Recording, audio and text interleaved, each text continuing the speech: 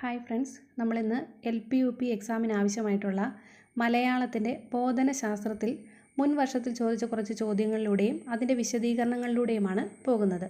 നമുക്ക് ആദ്യത്തെ ചോദ്യത്തിലേക്ക് പോകാം. വിഷയങ്ങളെ വേർതിരിച്ച് പഠിപ്പിക്കുന്നതിന് പകരം പരസ്പരം ബന്ധപ്പെടുത്തി പഠിപ്പിക്കുന്ന സമീപനം.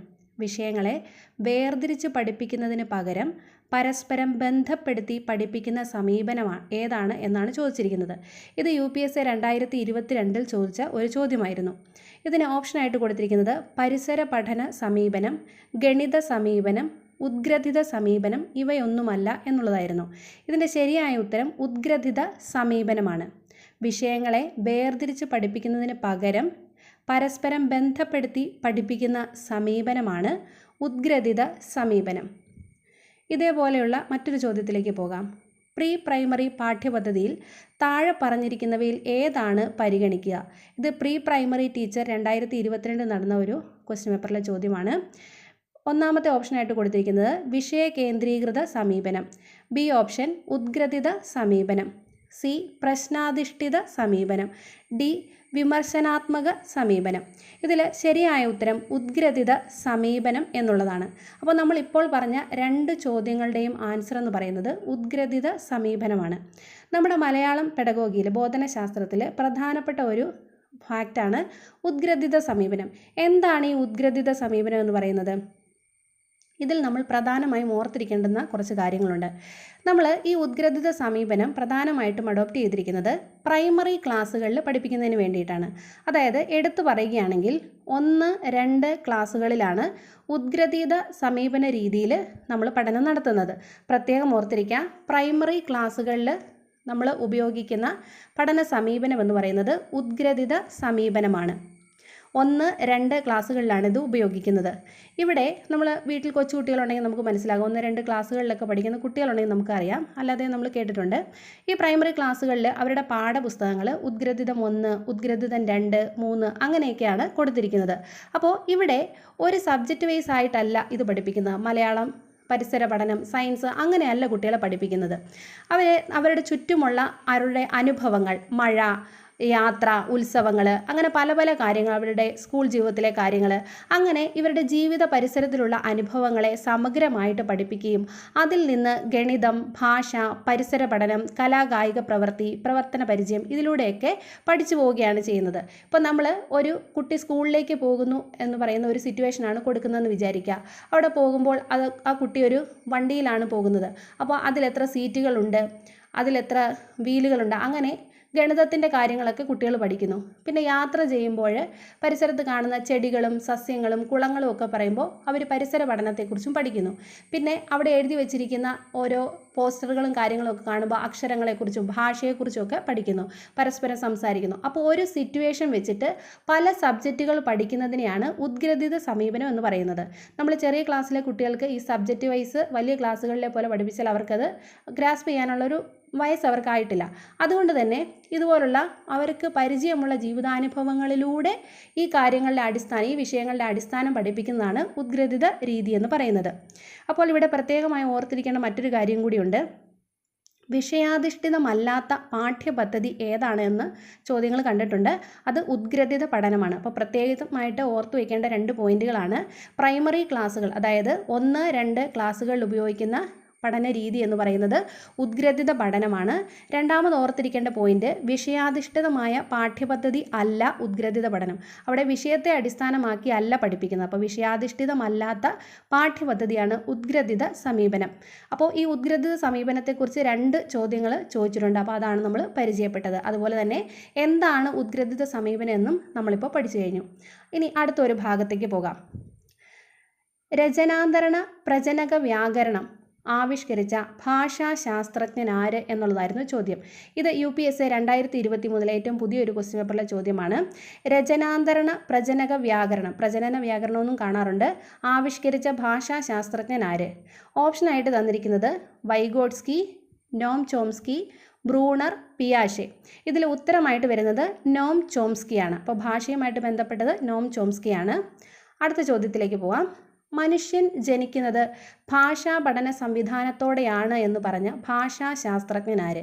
ഇത് UPSC 2016 വന്ന ഒരു ചോദ്യമായിരുന്നു. അപ്പോൾ അതിൻ്റെ ആൻസറായിട്ട് വരുന്നത് നോം ചോംസ്കിയാണ്. നമ്മളിപ്പോൾ പറഞ്ഞ 2 ചോദ്യങ്ങളുടെ ആൻസർ നോം ചോംസ്കിയാണ്. രചനാനന്തരണ പ്രജനക വ്യാകരണം ആവിഷ്കരിച്ച ഭാഷാശാസ്ത്രജ്ഞൻ നോം ചോംസ്കിയാണ്. അതേപോലെ മനുഷ്യൻ ജനിക്കുന്നത് ഭാഷാ പഠന സംവിധാനത്തോടെയാണ് എന്ന് പറഞ്ഞ ശാസ്ത്രജ്ഞനും നോം ചോംസ്കിയാണ്. അടുത്തത്, മനുഷ്യ മനസ്സിന് ജന്മസിദ്ധമായ സർവഭാഷാ വ്യാകരണമുണ്ട് എന്ന ആശയം മുന്നോട്ട് വെച്ചത് ആര് എന്ന് ചോദിച്ചിട്ടുണ്ട്. ഇതിൻ്റെ ഉത്തരവും നോം ചോംസ്കിയാണ്. മനുഷ്യ മനസ്സിന് ജന്മസിദ്ധമായ സർവഭാഷാ വ്യാകരണമുണ്ട് എന്ന ആശയം മുന്നോട്ട് വെച്ചത് നോം ചോംസ്കിയാണ്. ഇത് 2 ചോദ്യപേപ്പറുകളിൽ ഉണ്ടായിരുന്ന ഒരു ചോദ്യമാണ്. LPSA 2022 UPSA NCA 2016 ചോദിച്ച ഒരു ചോദ്യമായിരുന്നു. പ്രധാനപ്പെട്ടതാണ്.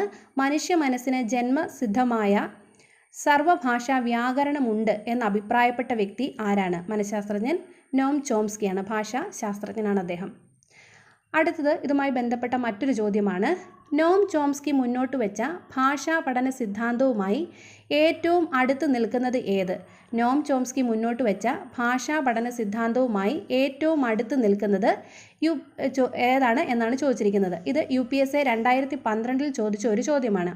ഇതിൽ ഓപ്ഷനായിട്ട് തന്നിരിക്കുന്നത് A. സമഗ്ര ഭാഷാ സമീപനം, B. ഭാഷാ ആഗീരണ സമീപനം, C. ശിശു കേന്ദ്രീകൃത സമീപനം, D. വ്യവഹാരവാദം. ഇതിൽ ഉത്തരമായിട്ട് വന്നിരിക്കുന്നത് ഭാഷാ ആഗീരണ സമീപനമാണ്. നോം ചോംസ്കി മുന്നോട്ട് വെച്ച ഭാഷാ പഠന സിദ്ധാന്തവുമായി ഏറ്റവും അടുത്ത് നിൽക്കുന്നത് ഭാഷാ ആഗീരണ സമീപനമാണ്. ഇനി നമുക്ക് ഇതുമായിട്ട് ബന്ധപ്പെട്ട കുറച്ച് ഫാക്റ്റുകൾ നോക്കാം. നമ്മൾ ആദ്യം നോക്കുന്നത് നോം ചോംസ്കിയെക്കുറിച്ചാണ്. നമുക്കെല്ലാവർക്കും അറിയാവുന്നതാണ്, ആധുനിക ഭാഷാശാസ്ത്രത്തിൻ്റെ പിതാവ് എന്നറിയപ്പെടുന്ന വ്യക്തിയാണ് നോം ചോംസ്കി. വളരെ പ്രധാനപ്പെട്ട ഒരു ഫാക്റ്റാണ്. ആധുനിക ഭാഷാശാസ്ത്രത്തിൻ്റെ പിതാവ് എന്നറിയപ്പെടുന്ന വ്യക്തിയാണ് നോം ചോംസ്കി. അപ്പോൾ അദ്ദേഹം നമ്മൾക്ക് ഇതിനു മുമ്പുള്ള സൈക്കോളജിസ്റ്റുകളെല്ലാം മൃഗങ്ങളിലുമൊക്കെ പഠനം നടത്തിയിട്ടാണ് നമ്മുടെ വ്യവഹാരങ്ങളെക്കുറിച്ച് ഒരു സിദ്ധാന്തങ്ങളിലേക്ക് എത്തിയിട്ടുള്ളത്. അപ്പോൾ ഇത്തരത്തിലുള്ള ചേഷ്ടാവാദത്തെ എതിർക്കുകയും മൃഗങ്ങളുടെ ചേഷ്ടാ വ്യതിയാനങ്ങളുമായി ഭാഷാ പഠനത്തെ തുലനം ചെയ്യുന്നത് ശരിയല്ല എന്ന് പറഞ്ഞ മനഃശാസ്ത്രജ്ഞനാണ് നമ്മുടെ നോം ചോംസ്കി. അദ്ദേഹം പറഞ്ഞത്, ഈ മൃഗങ്ങളുടെ വ്യവഹാരവുമായിട്ട് മനുഷ്യൻ്റെ വ്യവഹാരത്തിനെ കണക്ട് ചെയ്ത് അതിനെ കൺക്ലൂഡ് ചെയ്ത് പറയരുത്, മനുഷ്യനുമായിട്ട് അതിനെ താരതമ്യം ചെയ്ത് പറയരുത്. മനുഷ്യൻ്റെ ഭാഷ എന്ന് പറയുന്നത് അതിനേക്കാൾ ശ്രേഷ്ഠമാണ് എന്ന് പറഞ്ഞ വ്യക്തിയാണ് നോം ചോംസ്കി. അതുപോലെ തന്നെ അറിവ് കേവലം വിവരമല്ല, ഇൻഫർമേഷൻ മാത്രമല്ല, അതിൽ വിജ്ഞാനം എന്നൊരു അർത്ഥം കൂടി വരുന്നുണ്ട് എന്ന് പറഞ്ഞ ഭാഷാശാസ്ത്രജ്ഞനാണ് നോം ചോംസ്കി. അപ്പോൾ അദ്ദേഹത്തിന് വളരെ പ്രധാനപ്പെട്ട ഒരു സിദ്ധാന്തമാണ് യൂണിവേഴ്സൽ വ്യാകരണ സിദ്ധാന്തം. യൂണിവേഴ്സൽ വ്യാകരണ സിദ്ധാന്തം എന്ന ആശയം മുന്നോട്ട് വെച്ചത് നോം ചോംസ്കിയാണ്. അദ്ദേഹത്തിൻ്റെ പ്രധാനപ്പെട്ട ഒരു സിദ്ധാന്തമാണ് യൂണിവേഴ്സൽ വ്യാകരണ സിദ്ധാന്തം. അദ്ദേഹം അതുകൂടാതെ പറയുകയും ചെയ്തു, മനുഷ്യന് ഭാഷ പഠിക്കാൻ ജന്മസിദ്ധമായിട്ടുള്ള ഒരു കഴിവുണ്ട് എന്ന് പറഞ്ഞു. അപ്പോൾ അതിന് അദ്ദേഹം മുന്നോട്ട് വെച്ച ഒരു ആശയമായിരുന്നു ഭാഷാ സമാർജന ഉപകരണം. ഭാഷാ സമാർജന ഉപകരണം ഇത് നമ്മളെല്ലാവരും കേട്ടിട്ടുണ്ട്. ലാഡാണ്, ലാംഗ്വേജ് അക്വിസിഷൻ ഡിവൈസ്. ഇത് ലാഡിൻ്റെ ഫുൾ ഫോം ഇതിനു മുമ്പ് എക്സാമിന് ചോദിച്ചിട്ടുണ്ട്. അപ്പോൾ ഈ ഫുൾ ഫോം പഠിച്ചിരിക്കേണ്ടതാണ്. പൂർണ്ണരൂപം LAD, language acquisition device. LAD എന്ന് പറയുന്നത് ലാംഗ്വേജ് അക്വിസിഷൻ ഡിവൈസ്, അതിൻ്റെ മലയാളമാണ് ഭാഷാ സമാർജന ഉപകരണം. വളരെ പ്രധാനപ്പെട്ടതാണ്. യൂണിവേഴ്സൽ വ്യാകരണ സിദ്ധാന്തം മുന്നോട്ട് വെച്ചത് നോം ചോംസ്കിയാണ്. അതുപോലെ തന്നെ ഭാഷാ സമാർജന ഉപകരണം ലാഡ് എന്ന ആശയവും കൊണ്ടുവന്നിട്ടുണ്ട്. അപ്പോൾ ഭാഷയുടെ വികസനത്തിനായി മനുഷ്യ മസ്തിഷ്കത്തിന് ഭാഷ സ്വായത്തമാക്കാനുള്ള ഒരു ഉപകരണമുണ്ട്, അത് ലാഡാണെന്ന് പറഞ്ഞത് നോം ചോംസ്കിയാണ്. അതായത് നമ്മളെല്ലാവരും ജനിക്കുമ്പോൾ തന്നെ നമ്മുടെ ഉള്ളിലൊരു ഉപകരണമുണ്ട്, നമ്മൾ നാച്ചുറലായിട്ട് ഭാഷ പഠിക്കാനായിട്ട്. നമ്മൾ തീരെ ജനിച്ചു കഴിയുന്ന കുഞ്ഞായിരിക്കുന്ന സമയത്ത് നമ്മൾ പ്രത്യേകിച്ച് ഒരു ഗ്രാമറോ അല്ലെങ്കിൽ പ്രത്യേകിച്ച് ആരെങ്കിലും നമ്മളെ ഇരുത്തി പഠിപ്പിച്ചിട്ടല്ല നമ്മളൊരു ഭാഷയും പഠിക്കുന്നത്. നമ്മളെല്ലാവരും പറയുന്നത് കേട്ട് ഭാഷ തനിയെ നമ്മൾ സ്വായത്തമാക്കുന്നതാണ്. അങ്ങനെ സ്വായത്തമാക്കണമെങ്കിൽ, തനിയെ പഠിക്കണമെങ്കിൽ നമ്മുടെ ഉള്ളിലൊരു ഡിവൈസ് എന്തായാലും ഉണ്ടായിരിക്കുമല്ലോ. അങ്ങനെ ലാഡ് എന്ന് പറയുന്ന ആ ഒരു കൺസെപ്റ്റാണ് അദ്ദേഹം അവതരിപ്പിച്ചത്. കുട്ടിയുടെ ഭാഷാ വികാസം എന്ന് പറയുന്നത് ഏത് സംസ്കാരത്തിലും ഒരുപോലെ ആയിരിക്കും. ഇപ്പോൾ കേരളത്തിൽ ജനിക്കുന്ന കുട്ടിയാണെങ്കിലും നോർത്തിൽ ജനിക്കുന്ന കുട്ടിയാണെങ്കിലും യൂറോപ്യൻ രാജ്യത്ത് ജനിക്കുന്ന കുട്ടിയാണെങ്കിലും അത് ഏത് സംസ്കാരത്തിലാണെങ്കിലും ഒരേ രീതിയിലായിരിക്കും. ആ ഒരു ഭാഷയിൽ മാത്രമേ വ്യത്യാസം വരികയുള്ളൂ. ഭാഷാ വികസന ഘട്ടങ്ങൾ ഭൂരിഭാഗം കുട്ടികളിലും ഒരേ പ്രായത്തിൽ തന്നെയാണ് നടക്കുന്നത്. നമ്മൾ സൈക്കോളജിയിൽ അല്ലാതെ തന്നെ പഠിച്ചിട്ടുണ്ട്. കുട്ടിയുടെ ഓരോ പ്രായം മുന്നോട്ട് പോകുമ്പോഴും അവരെന്തൊക്കെയാണ്, ആദ്യം ചെറിയ ചെറിയ ശബ്ദങ്ങളായിരിക്കും, കൂയിങ് സൗണ്ടുകളായിരിക്കും, അതിനുശേഷം പിന്നീട് വാക്കുകൾ, അങ്ങനെ വാചകങ്ങൾ, അങ്ങനെ ഓരോ പ്രായത്തിൽ ഓരോന്നും സ്വായത്തമാക്കുകയാണ് ചെയ്യുന്നത്. അതൊക്കെ നമ്മൾ പഠിച്ചിട്ടുള്ളതാണ്. ഇനി ഭാഷയുടെ പ്രാഗ് രൂപം നമ്മുടെ മസ്തിഷ്കത്തിലുണ്ട് എന്നാണ് നോം ചോംസ്കി പറയുന്നത്. അതുപയോഗിച്ചാണ് കുട്ടികൾ ഭാഷ സ്വായത്തമാക്കുന്നതെന്നും അദ്ദേഹം പറഞ്ഞു. അതുപോലെ നമ്മൾ മുമ്പേ പറഞ്ഞ രചനാന്തരണ പ്രജനന വ്യാകരണം എന്ന ആശയം കൊണ്ടുവന്നതും നോം ചോംസ്കിയാണ്. ഇനി നോം ചോംസ്കി പറഞ്ഞ മറ്റൊരു പ്രധാനപ്പെട്ട വസ്തുതയാണ് ഭാഷയും ചിന്തയും പരസ്പര പൂരകങ്ങളാണ് എന്ന് അഭിപ്രായപ്പെട്ട വ്യക്തിയാണ് നോം ചോംസ്കി. അതും വളരെ പ്രധാനപ്പെട്ട ഒരു ഫാക്റ്റാണ്. ഭാഷയും ചിന്തയും പരസ്പര പൂരകങ്ങളാണ് എന്ന് പറഞ്ഞ ഭാഷാശാസ്ത്രജ്ഞനാര്? അത് നോം ചോംസ്കിയാണ്. ഓക്കെ, അപ്പോൾ ആധുനിക ഭാഷാശാസ്ത്രത്തിൻ്റെ പിതാവ് നോം ചോംസ്കിയാണ്. യൂണിവേഴ്സൽ വ്യാകരണ സിദ്ധാന്തം മുന്നോട്ട് വെച്ചത് അദ്ദേഹമാണ്. ലാഡ് എന്ന് പറയുന്ന കൺസെപ്റ്റ് കൊണ്ടുവന്നതും നോം ചോംസ്കിയാണ്. ലാഡിൻ്റെ പൂർണ്ണരൂപം എല്ലാവരും പഠിച്ചിരിക്കുക, വളരെ പ്രധാനപ്പെട്ടതാണ്, ഓൾറെഡി ചോദിച്ചിട്ടുള്ളതാണ്. ലാംഗ്വേജ് അക്വിസിഷൻ ഡിവൈസ്, രചനാനന്തര പ്രജനന വ്യാകരണം എന്ന ആശയം മുന്നോട്ട് വെച്ചതും നോം ചോംസ്കിയാണ്. ഇനി അവസാനമായിട്ട് അദ്ദേഹത്തിൻ്റെ ഒരു ബുക്ക് കൂടി ഓർത്ത് വയ്ക്കുക. അദ്ദേഹത്തിൻ്റെ ഒരു യൂണിവേഴ്സൽ വ്യാകരണ സിദ്ധാന്തം അതിനുമായിട്ട് ബേസ് ചെയ്തൊരു ബുക്കുണ്ട്. ലാംഗ്വേജ് ആൻഡ് മൈൻഡ് എന്ന ഗ്രന്ഥത്തിൻ്റെ കർത്താവ് നോം ചോംസ്കിയാണ്, പ്രത്യേകം ഓർത്തിരിക്കുക. ലാംഗ്വേജ് ആൻഡ് മൈൻഡ് എന്ന പുസ്തകത്തിൻ്റെ രചയിതാവ് നോം ചോംസ്കിയാണ്.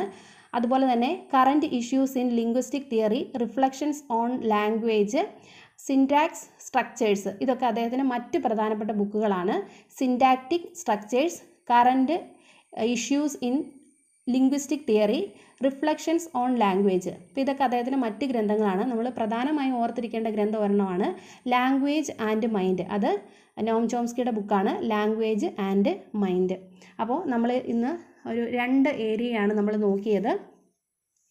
ഉദ്ഗ്രഥിത സമീപനത്തെക്കുറിച്ചും നോം ചോംസ്കിനെ കുറിച്ചുമുള്ള കാര്യങ്ങളും അതിൻ്റെ വിശദീകരണങ്ങളുമാണ് നോക്കിയത്. അപ്പോൾ ഇത്രയും കാര്യങ്ങൾ നിങ്ങൾക്ക് ഉപകാരപ്പെട്ടു എന്ന് വിചാരിക്കുന്നു. നമ്മളൊക്കെ സമയക്കുറവുകൊണ്ട് നമുക്ക് എല്ലാ ടോപ്പിക്കും ഇനി നമുക്ക് ഡീറ്റെയിൽ ആയി നമുക്ക് നോക്കാൻ സമയമില്ല. അപ്പോൾ ഹോട്ട് ടോപ്പിക്സുകൾ നമ്മൾ പരിഗണിച്ച് ഏറ്റവും പ്രധാനപ്പെട്ട കാര്യങ്ങൾ വളരെ നന്നായിട്ട് പഠിച്ചു പോവുക. അപ്പോൾ ഇതുവരെയുള്ള എല്ലാ സപ്പോർട്ടിനും എല്ലാവർക്കും നന്ദി പറയുന്നു. അതുപോലെ ഇതുപോലുള്ള മെയിനായിട്ടുള്ള ടോപ്പിക്കുകളിൽ നിന്നുള്ള ക്ലാസ്സുകളുമായിട്ട് നമുക്ക് അടുത്ത വീഡിയോയിൽ കാണാം. അപ്പോൾ ഇത് ഉപകാരപ്പെടുന്നു എന്ന് തോന്നുമെങ്കിൽ നിങ്ങളൊന്ന് ലൈക്ക് ചെയ്യുക, അതുപോലെ പറ്റുമെങ്കിൽ ഒന്ന് സബ്സ്ക്രൈബ് ചെയ്യുക. അതുപോലെ പിന്നെ കുറേ ഫ്രണ്ട്സ് ചോദിച്ചിട്ടുണ്ട്, ഓരോ പാർട്സിൻ്റെയും ക്ലാസ്സുകൾ ചോദിച്ചിട്ടുണ്ട്. അപ്പോൾ മാക്സിമം ഇടുന്നുണ്ട്. അപ്പോൾ ആ നോട്ടിഫിക്കേഷനും കൂടെ ഒന്ന് എനേബിൾ ചെയ്ത് വെക്കുകയാണെങ്കിൽ നിങ്ങൾക്ക് ഒരു ക്ലാസ് പോലും മിസ്സാക്കാതെ നിങ്ങൾക്ക് പഠിക്കാനായിട്ട് സാധിക്കും. അപ്പോൾ ഞാനും എക്സാമിന് വേണ്ടി പ്രിപ്പയർ ചെയ്യുന്നുണ്ട്. നമുക്ക് ഒരുമിച്ച് പഠിച്ച് മുന്നോട്ട് പോകാം. നന്നായിട്ട് നമുക്ക് ഈ എക്സാം എഴുതാനൊക്കെ സാധിക്കട്ടെ.